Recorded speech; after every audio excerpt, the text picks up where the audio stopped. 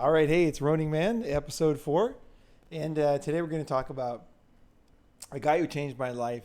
Was an older man. I was 26 years old, and I talked about him. I mentioned him in another podcast, but today we're going to get a little deeper into how one person, like one older man, can really change a young guy's life. This guy really changed my life in a lot of ways. So here we're going to talk about him. We'll just call him the Big D. He is because his name started with a D. So actually, his name was Don. Doesn't matter. His name was Don. Okay. Yeah. So yeah, what were you going to ask about that? Okay, cool. So this is really awesome. We were talking before, and after we did the last episode, I was asking Ronin Man. I was asking him, so what made you be this way? Your viewpoints about marriage and stuff like that. Where'd you get that knowledge? Where did it come from? And he was mentioning this old guy when he was younger. He was mentioning this guy that taught him all this stuff, and he said that what this old guy told him, like what Don told him, really changed his life. So I was like, oh my god, I want to hear it. And Ronin Man was like, yeah, let's do a podcast about that. Yeah, sure. You know, there's so much stuff, and it's hard to put it into to remember back to everything, because when you learn something, you forget how you learned it. Like, nobody remembers how they learned how to tie their shoes, Yeah.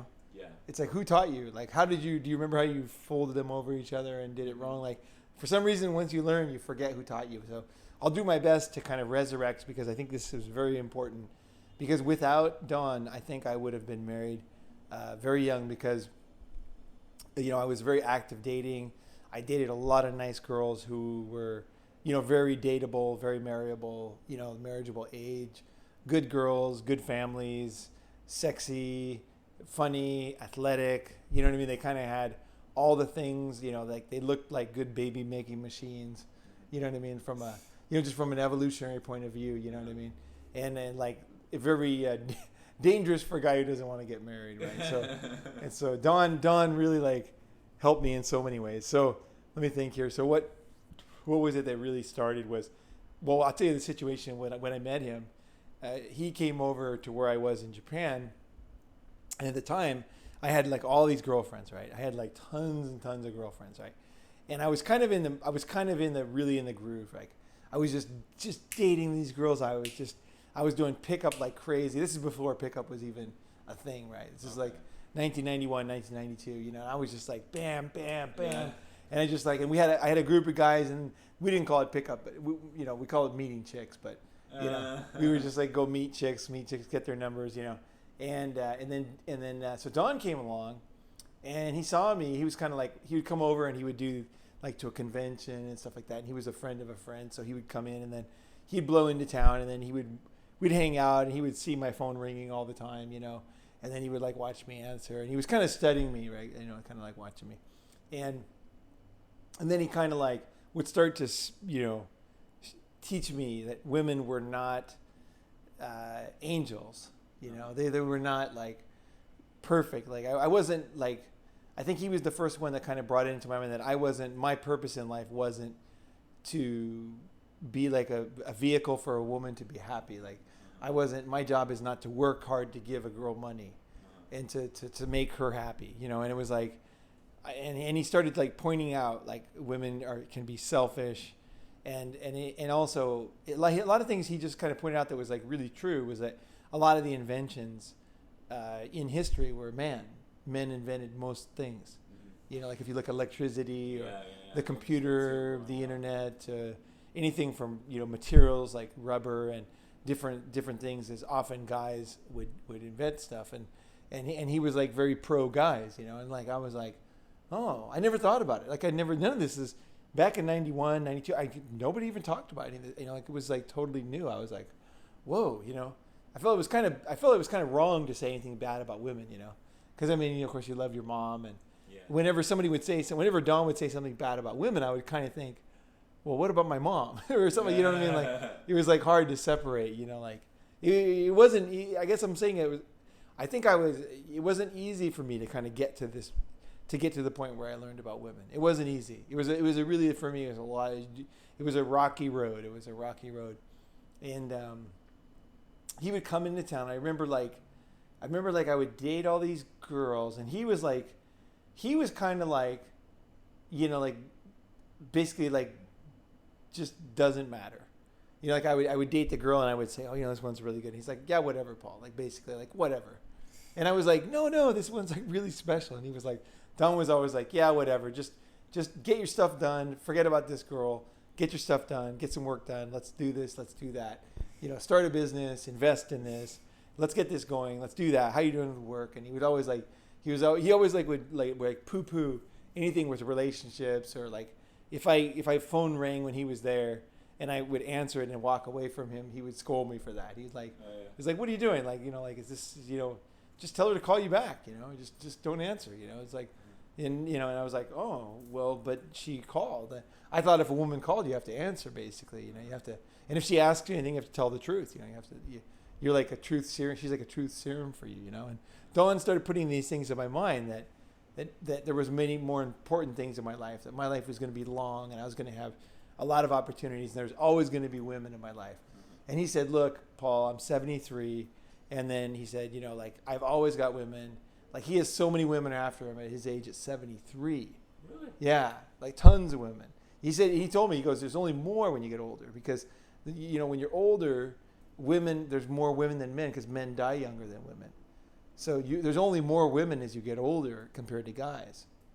And they want to have a boyfriend, So he's like, don't worry about women. There's always going to be women for you. And I was like, whoa, because I always thought like, oh, if I don't get this one, like this is going to be the end, like I got to watch out. Like it's going to all end soon. If I don't, if I mess this thing up, it's all going to be so, so important. Right. And he was always like, don't even worry about it. Bail on this chick. Let's go do this. Let's do that. And that was kind of like the beginning of it. I watched him too, here he is 73 and he was like, sleeping with younger women, like 22. Really? Yeah. Really? Yeah. Wow. Yeah. How do you know? No, because he picked them up in front of me. What? Yeah, when he come to Tokyo, And he wasn't too into Asian girls, so he would date like white girls, but he was picking up white girls, older white girls, younger white girls, sorry. Wow, like 22, that's crazy. That's like 50 years, it's like half a century. Yeah, he was very smooth. And the girls loved him, They knew he was married and everything, but they loved him. He was very lovable with the girls, Okay. kind of guys. So he would just like blow through town, and he was very social. He would always bring, like, if we did something fun, he would always like have us bring girls along, and they would, he always kind of entertained them somehow, he kept them happy, and they were always kind of like, they like to be part of the, I guess, like a lot of the guys in pickup and stuff, they say like, be the party. Like the girls want to be in the party, right? So be the party where you're having fun. He was always kind of doing that. It was kind of like the party's here. And then people would be, all of us excited young guys, and then a girl with, and other people would want to join our party, So we kind of like, we had a bit of a little like exciting group. We were always excited to see each other, And so it kind of motivated us. And then the other thing he did was, because he was essentially he was kind of teaching all of us at the same time, right? So even though there was like, say there's 5 of us, 5 guys, like there was like 5 core guys, that we were hanging out together. And so he would teach all of us. So then we would all teach each other the lessons that we learned from him. So we all, and then also he got us into 2 books. He got us into this one book, which is The Manipulated Man by Esther Villar, which is a great book, which is a big MGTOW favorite. And I've read that book so many times, I actually wore the paper out twice. That's how many times I read it. Like I wore the paper out. Really? Yeah. Where you can read the ink. Like I just went through it so many times. Wow. And then there's another book called The Predatory Female by the Reverend Shannon, which is a pen name. And I actually... It's a pen name. It's a pen name. Interesting. And I know, but I actually eventually, I was so into that book, I actually got a signed copy. Really? Yeah, I actually found the author. Yeah. Wow. He was a mechanic. He was a mechanic for American Airlines. How did you find him? I talked about the book to everybody. And then finally I met this guy, just total coincidence. And he said, you know what? I know that fucking guy. And he goes, I can get you a signed copy. And then they worked at American Airlines together. Wow. And so he knew this guy. And then if you read the book, you can see that he was obviously in the airline industry. So it totally made sense. I was like, no way. That book is long since gone because I've moved so many times since then. But that was pretty cool. So, but he had these books, and then we kind of would study the books, and we would kind of bring our lessons to him. The Manipulated Man is a great book by Esther Villar, which talks about a lot of things, how how traditionally women will use men, and like society will use men, and just like for a lifetime, just grind them. It's a system. You get in the system. I guess that's part of my message is that a lot of people say, like MGTOWs will say that it's the women, this particular woman is evil. She'll do this. I don't think so. It's more like the system is set up. Okay. Like once you enter the system, it's for thousands of years has been grinding guys out for their whole life. Mm-hmm. So once you enter the marriage system, it's a merciless system all the way to death, and it's going to take you down. All the girl has to do is join in, and then you end up being the guy who, is expected to work all the time. Women are not expected to work all the time. Most women, they work part-time or they work when they want to, right? Whereas guys are always expected to work full-time, right? Guys cannot work part-time, right? Interesting. Yeah. When you're married, you cannot work part-time. Yeah.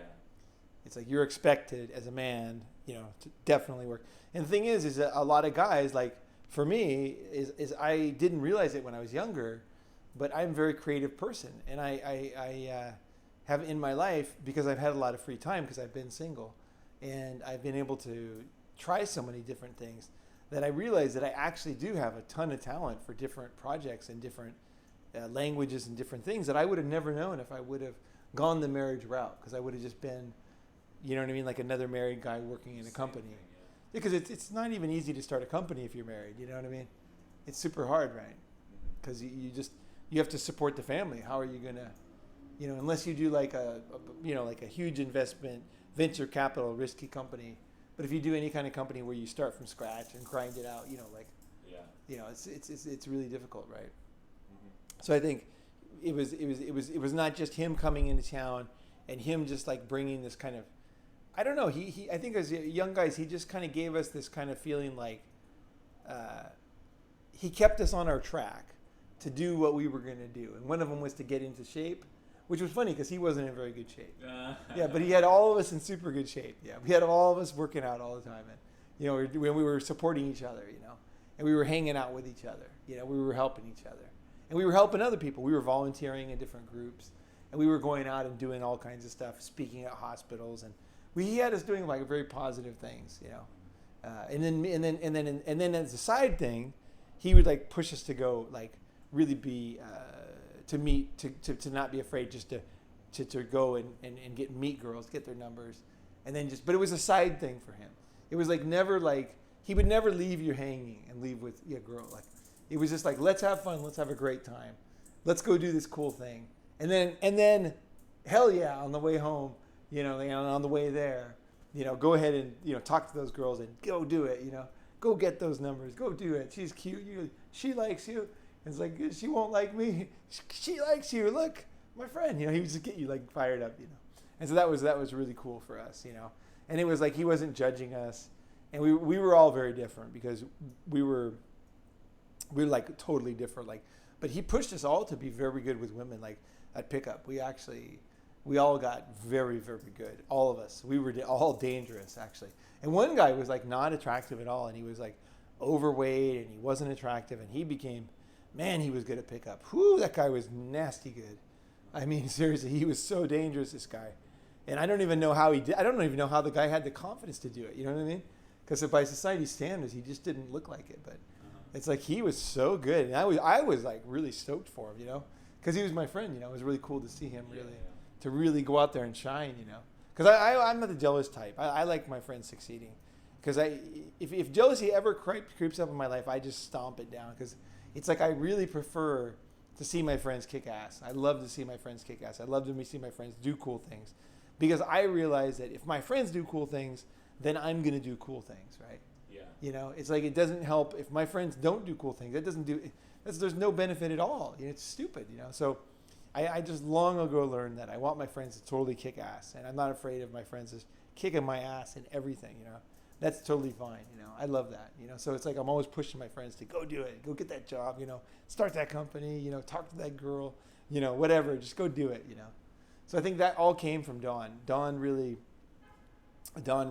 sparked that off in us, and Don kept coming back to Tokyo for a good 10 years, It was a good 10 years. And every time we would just sit down and we would like have lunch or whatever, and we would hang out for like usually like 2 weeks or something. He'd come by for a couple weeks, and then we'd spend like maybe like 4 or 5 days together, and then we'd always have like one serious talk where we would tell him like what's going on. It was almost like a priest or something. How did you meet him initially? I met him through this group that I was involved in, and then he was a speaker at this group that I went to, and then that's how I met him originally. But then we went totally in another direction, But he would do this thing where he was just like, it was almost like Ask the Wise Man kind of thing, And he would just sit there, and then we would tell him, well, I'm super in love with this girl. Like this girl's different, And he would say, they're all the same, whatever. Yeah, he would say that. Yeah. They're all the same. And it wasn't like he was actually quite a loving guy, and girls really like him, And he was quite loved in the community too. But it was a way to break us out of thinking like we just didn't have any perspective. You know what I mean? It wasn't like he really meant that they're all the same. He didn't really think that. It was a way to break us through, because we were just so brainwashed by society. He really needed to break us out so we could think independently. And get away from just like this knee-jerk reaction kind of thinking. So. Wow, that was really, really cool. That's a lot to think about. I like how you had the perspective to realize that he was just trying to break you out of this pattern. Okay, I see. And what was his story? Because I know he told me about his marriage and his personal life, and what was his philosophy about women? Well, he had been a pilot in World War II. Wow. Fighting against the Germans. So then when the war ended, he was in England. And then the British girls at that time were like, very, very grateful because the war ended, and America had come in and helped England and had won, and the Battle of Britain had been really brutal. So the girls were like, girls in general love the victor. They always go for the victor. Girls. That's one thing about women. Like it's just built into their DNA. Like when the Germans came into France, a lot of French girls went with the Germans. A lot of Dutch girls went with the Germans. It's just a natural thing. It's so built into their DNA to go with the winner. If there's ever like a fight of two guys, girls get very excited. They've actually done physical studies of like vaginal fluids and everything. And when there's a fight over a girl, the girls get very excited. There's a lot of interesting studies about girls and like fluids and like, they've even done tests of like sound of cars and stuff and found a reason why people like Ferraris and stuff. There's been a lot of like scientific studies that you can read heartbeat and lubrication. You can study all this stuff. But with women, like when there's a fight with two guys, I guess it's from the caveman days. I'm thinking is like the winner is the stronger one.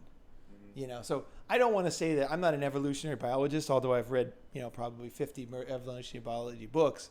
And I've studied a lot of guys who are into that stuff, but I don't want to get too, that's not my main thing, but it does come up and it is important because we evolved from simpler forms of life, right? So naturally we have characteristics from these other previous incarnations, right? So, one of them is girls want the victor. They want the winner. Yeah. So he was in the UK then after the war. And if you were an American soldier at that time, the British girls were just like welcoming you. They were like tons of American guys were like getting British girlfriends like crazy. It was like a super hot time. And if you were a pilot, it was even more because the pilots really saved London, right? So like he was just like the girls were just pulling him into alleys and fucking him basically. Really? Yeah. Wow. He had his American pilot uniform on. They just grab him, pull him in front, just thank him for winning the war.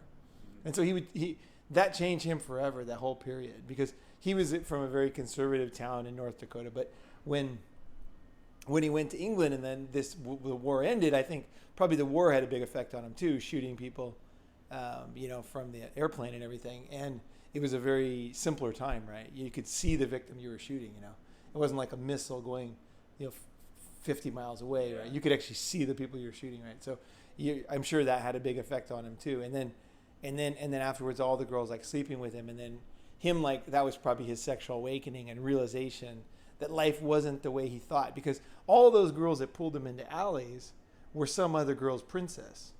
Some other guy's princess. Yeah, I'm sorry. Some other guy. That's right. Some other guy's princess. Yeah. That they would never do that. You know, the girl, she doesn't even give him a blowjob, right? And she would never do anything besides standard sex. And then here she is, like screwing a guy in public, who she doesn't even know his name. Yeah. You know, and just, you know, absolutely like a sexual, you know, coming and everything, right? So, I think Don, that was his thing. Is he realized life wasn't. It was a lot more than what he thought it was. You know, so that was probably his awakening. And then once you have an awakening like that, you're never the same as a guy. That's why I think it's super important for guys to have that awakening. You know, I probably had my awakening here in Asia. You know, or no, it might have been in Sweden. I lived in Sweden before Asia, and that was crazy. That was super crazy with girls. That was insane. I mean, I had so many crazy experiences in it. Yeah, it just woke me up that, like, I think girls have they show one face to the guy that they think is sexy, and they show one face to the guy they think is the one going to be marry them, right? Yeah, like you the know. player and the provider, Yeah, so I mean, I think I realized that in Sweden, and then in Asia, even more when I realized that I am the player. You know, I'm the guy. I'm the player. Right? I'm the one that wants to have fun. I'm the one going to give them a good time and that. And I'm not going to be the provider. So that's a good position to be in, and that's a position that's needed. Girls they need both, right? We all need both, right? Mm-hmm. You know, and you have a choice in life. Which do you want to be? Mm-hmm. You can always be one or the other, right? You can either work at McDonald's or you can own a company, right? You have a choice about what you're going to do with your life. It's not a moral choice. It really is. It's almost like a job opening. Like if you open up the newspaper or you open up Craigslist and it says, would you like a lot of girls to screw you and come all over your dick and to do all kinds of sexual things with you and love you? Or do you want to have one girl who depends on you for money and depends on you, and it's like you get home and she's complaining and she gains weight, and you know, like it's a slow downhill spiral. You know, which job would you take, right? Like both are necessary. You know, both are very wanted. Both are very needed, really. You know, and I'm not saying that every marriage is like that, but I mean I can tell you from the player perspective, my experience is that I definitely know that it's very, very different the way you're treated if you're on the other side. And then, like I say, What do you mean the other side of what? I mean, if you're on the player side, you know. Oh, okay. You know, so I think that probably affected Don, and that was probably his awakening, and then he was never the same. He was just never the same. You know, you go back and you see girls and you see them acting all sweet and everything, but you know that same girl in the right circumstance, you're going to be doing all these nasty things that you did with this other girl in the alleyway, and then it just like it's like the red pill for sexuality, and you can never go back the same. You can never go back, you know. And that's what happened with me when I came to Asia in '89. Is I just like, you know, or in Sweden '89. I was going around the world, right? So I went to Sweden first for 4 months, and you know, I realized that there was this whole part of life I hadn't seen. You know, something like I broke loose from my parents, I broke loose from my friends, and here I was, this like guy on his own, and like that was when I really had my sexual awakening. And a lot of people it really started in Sweden, and the stories are so crazy in Sweden. I don't really want to repeat them because they're pretty crazy. Like it was insane.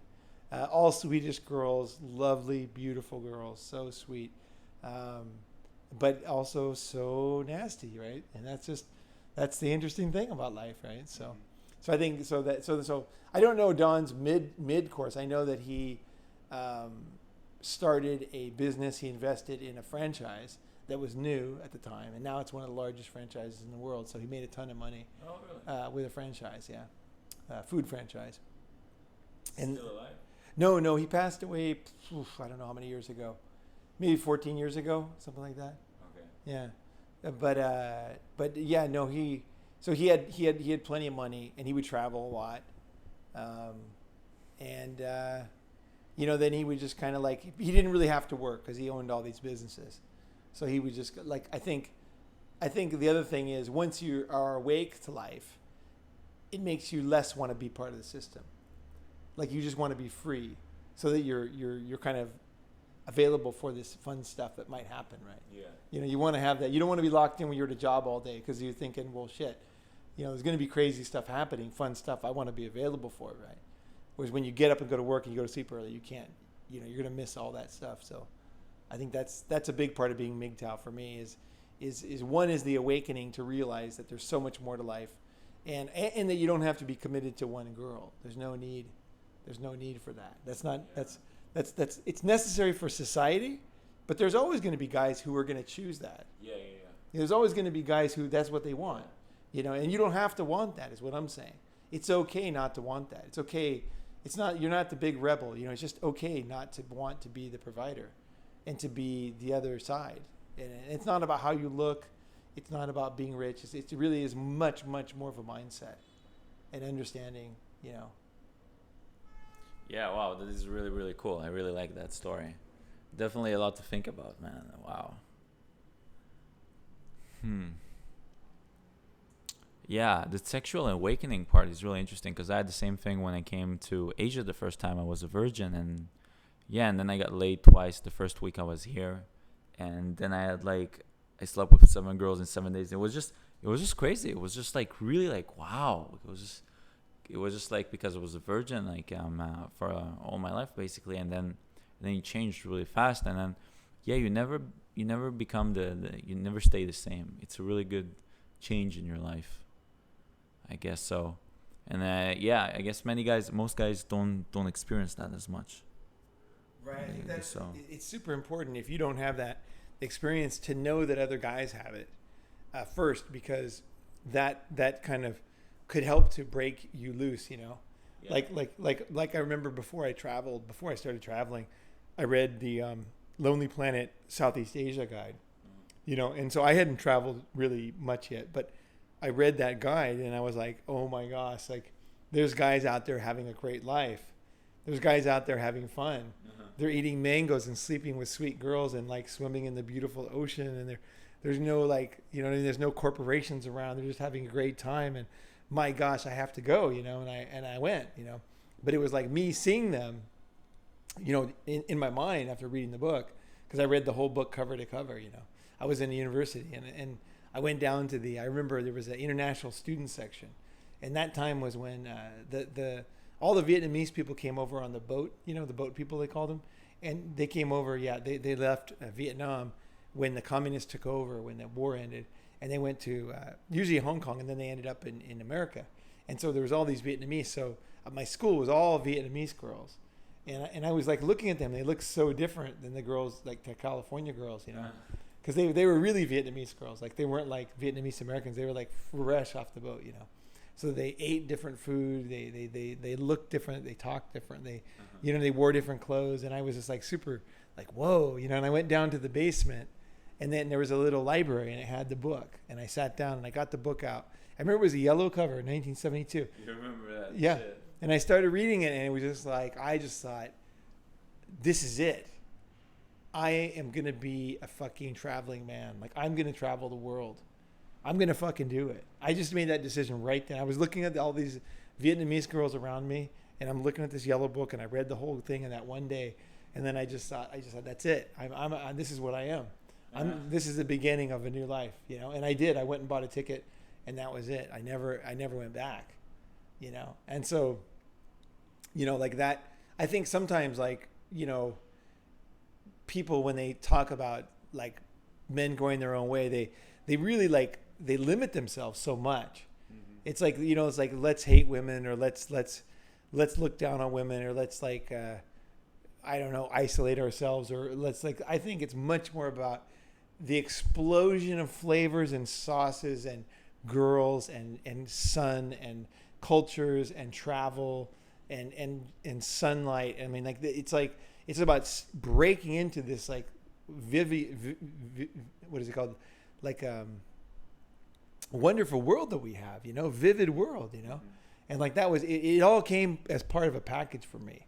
Mm-hmm. And I learned about women. I learned about how to, I think how to do kind of like what I found is my kind of like my level of water, which is like have fun, and then but not be committed like a wife, and like it all came as part of the package, and wow. Part of it's from abundance too, if you make yourself very attractive, by learning and improving and doing good things in your life, then you become more attractive, and then more women are attracted to you, and then you have more opportunities to learn, right? It's harder to learn if you're not attractive. Like if you don't improve yourself and you're just alone and you're sitting in your basement, it's really hard to really grasp, I think, the whole thing, you know. It's very important that you keep improving yourself. In fact, all my friends, and I hope everybody listening to this podcast, is always improving themselves. You know, I'm reading a book right now, listening to an audiobook, which is Legacy of Ashes, the history of the CIA, you know. You told me. Yeah, but I'm listening to this book, and as soon as I'm done with this book, like I watched like a bunch of movies on different military hardware. I watched a science thing about how electricity works this morning. I mean, what did I watch? What else I watched? I probably watched a bunch of stuff today because it's a Sunday. I'm always learning. I'm just always learning, and my friends are always learning, and we're always like trying to improve ourselves, right? So it's not just about finding out about women. It's like finding out about life, you know? And I think a lot of women are attracted to that too, because if you make yourself a better man, right? Women want to be with you, even if they know you're not going to commit. Yeah. Because they gain so much from being with you. Yeah. So much value. They're like, this guy's I have a great time with this guy. And their friends will say, well, but you're not getting anything. But they're like, but I am kind of thing, you know, like I am. Like this guy makes my life exciting. You know, I enjoy this, you know, and they might get their other provider guy or whatever, you know, on the side, but they really enjoy being with you. And they kind of feel sad when they leave because they know they are losing this kind of, you know, like a lot of my girlfriends, they really get into audiobooks too. Yeah, really. Yeah. Like my last girl was quite funny because when we broke up, then she called me afterwards and she said, do you have any new audiobooks? And I didn't realize she got so into audiobooks because I play them often when I'm going to sleep, you know. Uh-huh. And then she was doing it too. She never told me. She was kind of too proud to tell me that she was doing it. But she was doing exactly the thing. She had become like an audiobook addict, you know. It's like learning new things all the time. She was just like me. She didn't care what topic it was. She's like, do you have any good ones? You know, anything's fine. You know, I'm interested in all this stuff. And I thought, you know, I had really passed that on to her, this desire to learn, you know. And so, you know, it's you have much more to give as a man than just, you know what I mean, like what you think you have, you know. And if you keep growing, you're going to have so much to give. People will want to be around you for reasons you can't even imagine, and you know, life can be good, you know. That's what I think. It's life's a long journey, you know. Keep learning, keep growing. Don't sell yourself short. And I would say that even though you're going to go through phases where you'll feel like women are the enemy, and I think that's natural. We were talking about this before, like the war of the sexes, you know. Mm-hmm. There is a war of the sexes, and we'll talk about that in another one. Yeah. The war of the sexes is true, you know, and you have to realize that there is some serious stuff going on, you know, that you want to be prepared for this battle, you know. It's not just a battle of like modern battle. It's a battle way back to like when we were, you know, bugs or something, you know. I mean, it's like, this is like heavy stuff, you know. Okay. You know, but that being said, like I lost my train of thought, but basically, life is freaking good. So, thanks for listening, and subscribe to the channel. So hit the subscribe button if you enjoyed this. If you're learning from this, please comment, please like, and post it around. I really appreciate it because we're getting some really, really good comments. So I can't wait to leave any idea you have if you want to hear a certain episode, or if something didn't make sense, or you want something clarified, or you have some specific question. I'll be happy to make an episode. So Ronin Man signing off. Thank you very much for your interaction and for listening to this podcast.